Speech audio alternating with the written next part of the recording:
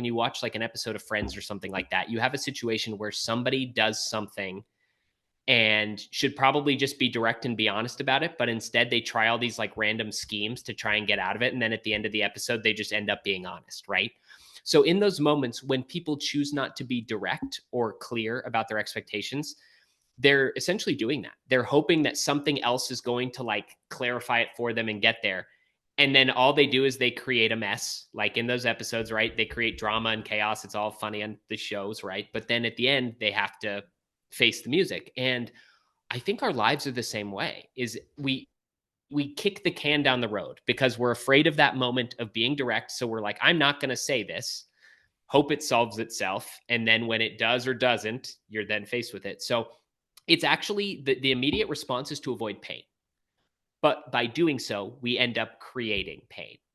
And so we think a lot of people we work with, they say, well, I'm just like it's not my temperament to be direct, right? A lot of real estate agents are people pleasers.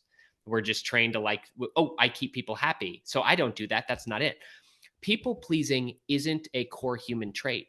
Like we're talking about a skill set that we've learned. And if we've learned something, we can learn something different. So when people tell me that, hey, I have a fear of conflict, I say, no, you don't have a fear of conflict.